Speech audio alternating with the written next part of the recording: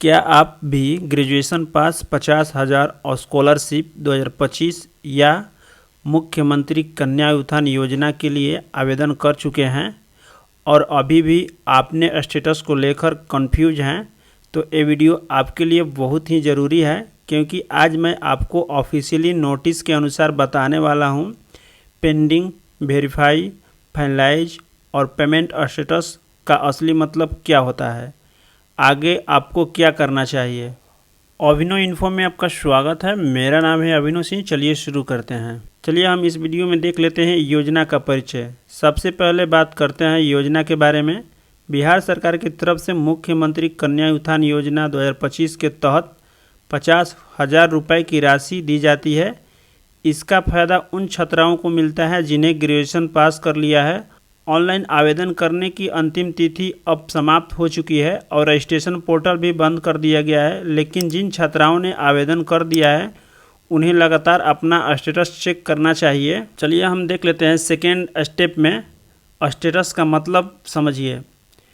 सबसे पहले हम यहाँ पेंडिंग स्टेटस देखते हैं। जिनका आवेदन पेंडिंग में है उन्हें वेरीफाई होने का इंतज़ार करना होगा। वेरीफाई होते ही स्टेटस बदलकर waiting for approval by university दिखेगा। Waiting for approval by university, इसका मतलब यह है कि आपका आवेदन वेरीफाई हो चुका है, लेकिन यह आपकी यूनिवर्सिटी से अप्रूवल का इंतज़ार कर रहा है। अप्रूवल मिलने के बाद आपका स्टेटस बदलकर रेडी फॉर पेमेंट हो जाएगा। चलिए हम यहाँ पे देख लेते हैं रेडी फॉर पेमेंट क्या होता है। सब्जेक्ट टू फाइंड एलिजिबिलिटी, इसका मतलब यह है कि आपकी फ़ाइल अप्रूव्ड है और पेमेंट की प्रक्रिया जल्द शुरू होगी। नोटिस के अनुसार इस महीने के अंत तक कुछ छात्राओं का पेमेंट कर दिया जाएगा और बाकी को अगले महीने तक पेमेंट मिलेगा। और यहाँ पे हम बात कर लेते हैं फाइनलाइज स्टेटस। फाइनलाइज स्टेटस केवल उन्हीं छात्राओं का करना है जिन्हें आवेदन में कोई त्रुटि है और फॉर्म रिजेक्ट नहीं हुआ है।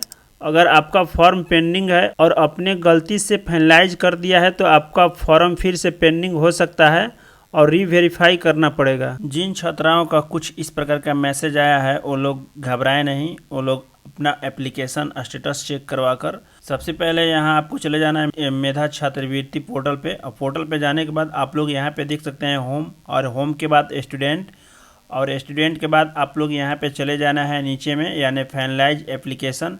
आपको यहाँ पे क्लिक कर देना है। जैसे ही क्लिक कीजिएगा, क्लिक करने के बाद आपको यहाँ पे अपना यूनिवर्सिटी सिलेक्ट कर लेना है। और यूनिवर्सिटी सिलेक्ट करने के बाद आपको यहाँ पे अपना रजिस्ट्रेशन नंबर फिल कर देना है। और रजिस्ट्रेशन नंबर फिल करने के बाद आपको यहाँ पे सर्च कर देना है। अगर फाइनलाइज ऑटोमेटिक हो चुका होगा या आप कहीं से करवा चुके होंगे तो आपको यहाँ पे सर्च करने के बाद आपका ऑलरेडी फाइनलाइज दिख जाएगा। जैसे ही यहाँ से हम सर्च करेंगे, सर्च करने के बाद आप लोग यहाँ पे देख सकते हैं एप्लीकेशन ऊपर में your application is already finalize, यानी आपको यहाँ पे अपना रजिस्ट्रेशन फाइनलाइज नहीं करना है, क्योंकि आपका ऑटोमेटिक फाइनलाइज हो चुका होगा यूनिवर्सिटी के द्वारा, या फिर आप किसी खुद से या किसी साइबर कैफ़े से करवाए होंगे। चलिए हम इसको यहाँ से हम ओके कर लेते हैं। और ओके करने के बाद यहाँ से हम चलिए किसी और का यहाँ पे रजिस्ट्रेशन नंबर फिल करके फाइनलाइज करते हैं। आप लोग यहाँ पे देख सकते हैं हमने अपना रजिस्ट्रेशन नंबर को फिल कर लिया है। और फिल करने के बाद यहाँ से हम सर्च कर लेंगे। जैसे ही सर्च करेंगे, सर्च करने के बाद आपके मोबाइल नंबर पे एक OTP भेज दिया गया है। आप लोग देख सकते हैं यहाँ पे OTP has been send on the university registered mobile number, यानी आपका जो मोबाइल नंबर है यूनिवर्सिटी में रजिस्टर्ड है तो आपको उसके मोबाइल नंबर पे भेज दिया गया है। इसको हम यहाँ से ओके कर देंगे। आपको यहाँ पे OTP यानी फिल कर देना है। चलिए हम यहाँ पे अपना OTP फिल कर लेते हैं। और OTP फिल करने के बाद यहाँ से आपको वेरीफाई OTP पे क्लिक कर देना है। जैसे ही क्लिक कीजिएगा, क्लिक करने के बाद आपके सामने आपका जो डिटेल है ओपन हो जाएगा। और ओपन होने के बाद आप लोग यहाँ पे अपना सारा डिटेल को वेरीफाई कर लीजिएगा। अब आप लोग अपना यहाँ पे सारा डिटेल को वेरीफाई कर लीजिएगा। और वेरीफाई करने के बाद आपको यहाँ पे आधार नंबर फिल कर देना है।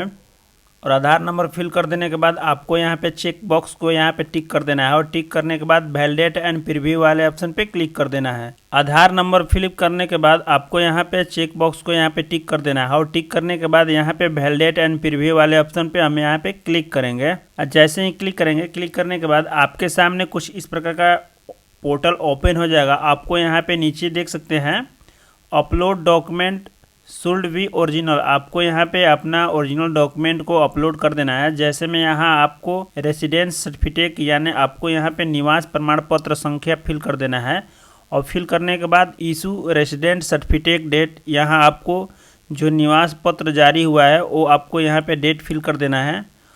और उसके बाद आपको यहाँ पे निवास प्रमाण पत्र को सिलेक्ट करके यहाँ पे आपको अपलोड कर देना है, वो भी PDF में 400 KB से कम में।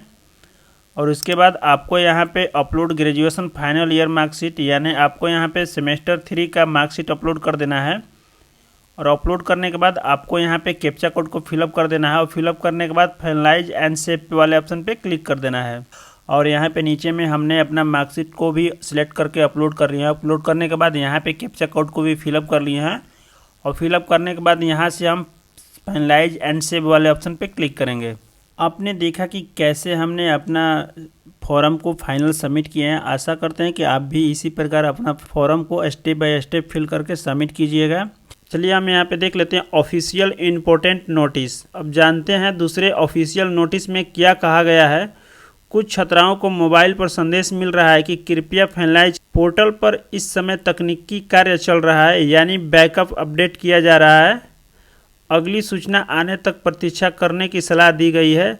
शिक्षा विभाग बिहार सरकार की तरफ से नई जानकारी बहुत ही जल्द ही जारी की जाएगी, यानी अभी घबराने की ज़रूरत नहीं है, बस इंतज़ार करना है और स्टेटस को समय समय पर चेक करते रहना है। स्टेटस के लिए इम्पोर्टेंट टिप्स, चलिए हम यहाँ पे बात कर लेते हैं। स्टेटस रेगुलरिटी चेक करें, यानी हमेशा आपको हर 2 या 3 दिन पर पोर्टल में लॉगिन करके देखते रहना है।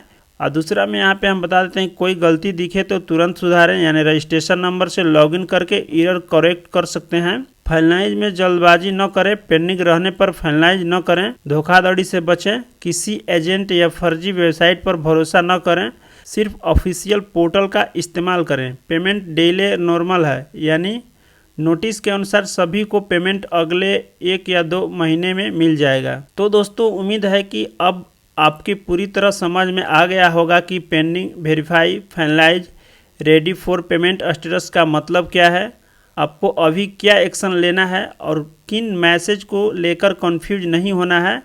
अगर आप सभी इस योजना को बेनिफिशियरी हैं तो इस वीडियो को लाइक करें, शेयर करें, ताकि बाकी छात्राओं तक सही जानकारी पहुंच सके। और हाँ, चैनल को सब्सक्राइब करना ना भूलें, बेल आइकॉन दबा लें, ताकि जब भी सरकार की तरफ से नई अपडेट आए सबसे पहले आपको मिल सके। तो धन्यवाद, मिलते हैं नेक्स्ट वीडियो में, तब तक के लिए जय हिंद।